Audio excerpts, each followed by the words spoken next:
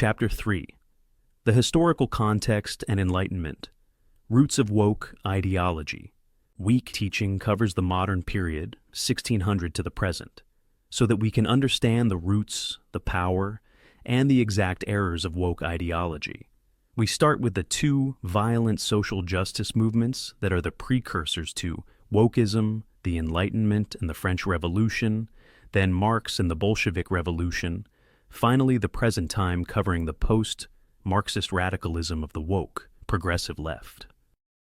Wokeism retains and expands the calamitous errors that originated in the Enlightenment, then progressed through Marxism-Leninism, and now integrate degenerate new elements from postmodern philosophy. People sometimes wonder or say, what does learning about philosophy have to do with stopping trans activists from shooting up schools and killing our children?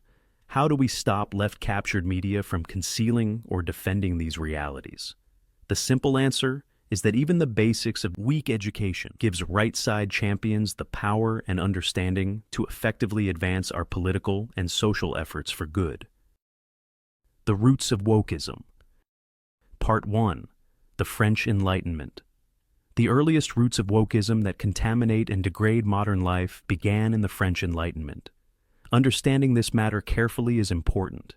For the sake of this bare-bones introduction, here are 5 high-relief elements from the Enlightenment that we need to know. Pre-Enlightenment, a context.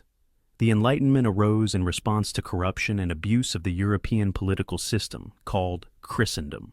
The worldview of Christendom included the divine right of kings, in which each person from the highest to the lowest lived in God's great chain of being. Tragically, Christendom evolved to become dark and oppressive due to the corruption of the monarchs, the aristocracy, and the clergy.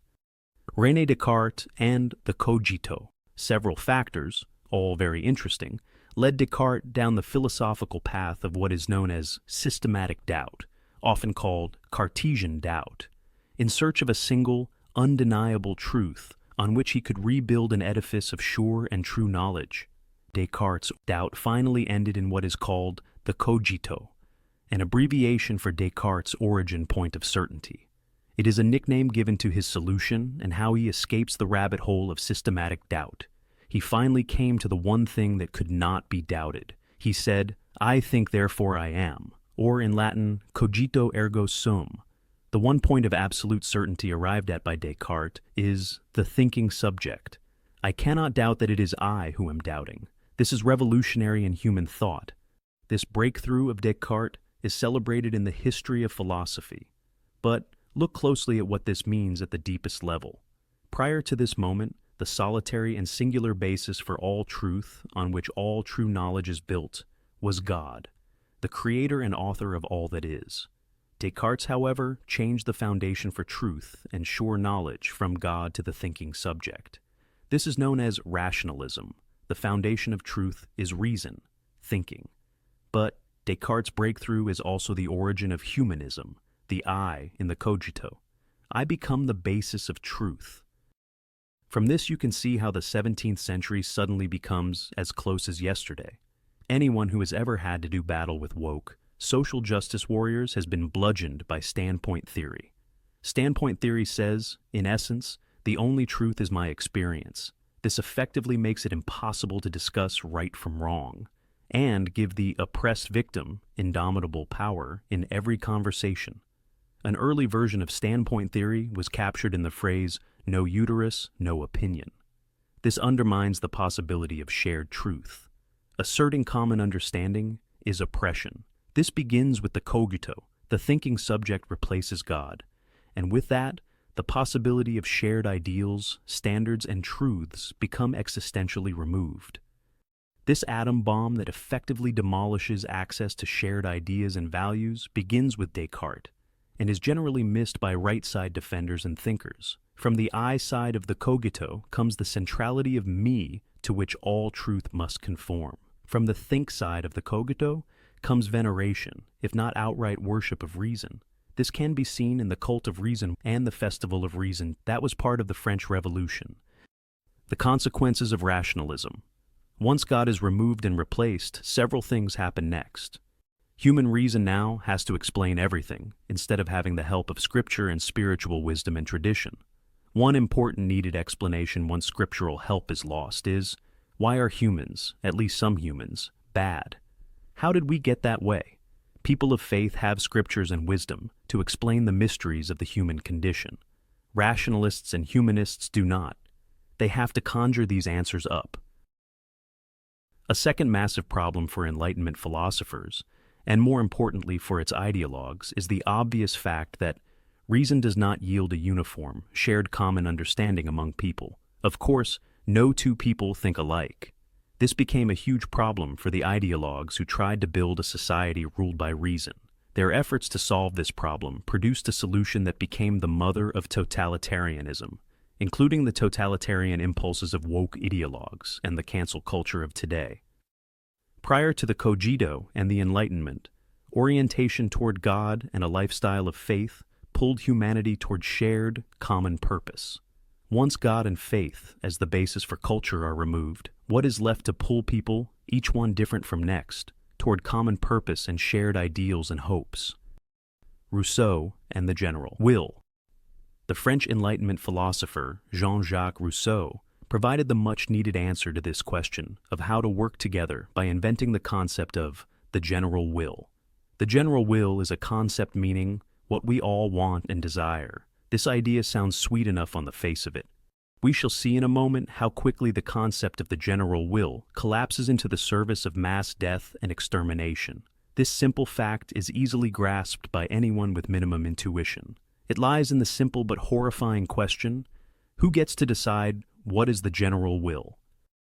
With the general will understood as what we all want and desire, the good of the whole, the second question is, what shall we do with those who won't comport and comply? In that simple response, Rousseau came up with an idea that gave birth to the modern basis of ideologically driven genocide, the basis of tyranny. Robespierre's 1793 Committee of Public Safety produced Tyranny and the Reign of Terror. Keir Starmer's 2024 Online Safety Act, Trudeau's 2024 Online Harms Act, Bill C-63, are precisely the same structures. We are witness to modern-day Robespierres. In free democracies, leaders are imprisoning free citizens for having an opinion. This is happening as we speak. Rousseau was not trying to write a rationale for genocide. He was trying to solve a problem that arises when designing worldviews after removing God and faith from the equation. Systems built sans God and spiritual reality define dissent and dissenters as the cause of evil who must be eliminated. Philosophers simply float ideas. They do not lead revolutions. It was not until Rousseau's doctrine of the general will was adopted by Maximilien Robespierre, the Enlightenment's first ideologue, that the implications for the doctrine became evident.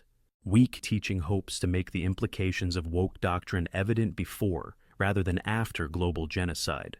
The problem Robespierre faced was how to create a society based on reason, when reason itself provides no unifying common base among people, who naturally all have different ideas.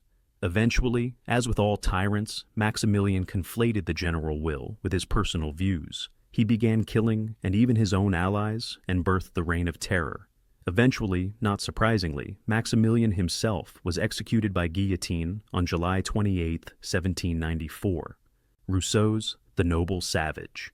The second of Rousseau's contributions that have endured and still inform radical left ideology today comes from the need to invent and devise yet another truth that vanishes when God, faith, scripture, and tradition are removed as guideposts for organizing human life. That is the question, how did people become bad? Why are some people bad? Biblical and all world religious traditions have a narrative about the human fall, a narrative that explains human departure from our innate and original goodness, and from our harmony with God and nature. The philosopher who answered this second needed explanation turned out also to be Rousseau. For this, Rousseau introduced the artifice of the noble savage, which appeared as an idea introduced in many of his books, especially in Discourse on the Origin and Basis of Inequality Among Men, Second Discourse, published in 1755. He argues that humans are born with a natural goodness in our primitive state, leading simple and peaceful lives free from the artificial desires and inequalities caused by the onset of civilization. According to Rousseau, Civilization, with its laws, property, and social structures, corrupts this natural state. He argued that as societies developed, they created inequalities, particularly through the institution of private property, which led to competition, envy, and conflict. The advent of social life, bringing such things as private property, is what causes humans to lose our innate goodness. So much of the destructive force of today's radical left is grounded in these inventions from Rousseau. Private property is the source of evil. Progress and development are the source of evil. But from these, the most important error from Rousseau is that human evil is detached from personal decisions, actions, and behavior. Evil happens to me. It does not arise from my conscious choice to forsake my personal responsibility. And repairing evil does not come from my awakening and desire to change using such means as apology, humility, virtue, self-application, and hard work. Evil is done to us by social forces and by history.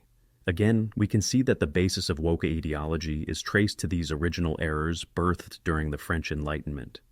We see in figures like Descartes and Rousseau the core origin errors that result in violence and tyranny when translated into politically applied ideologies. To summarize, 1. Christendom falters for many reasons, including the vile corruption of the Church and its clergy. 2. Enlightenment philosophers try to replace the Church as the basis for society. 3. Ideologues attempt to translate and implement Enlightenment rationalism and humanism as a political philosophy not rooted in God and faith. 4. Non-God ideologies and political systems become machines of human death and social devastation, as we saw with the Reign of Terror. This ends Chapter 3.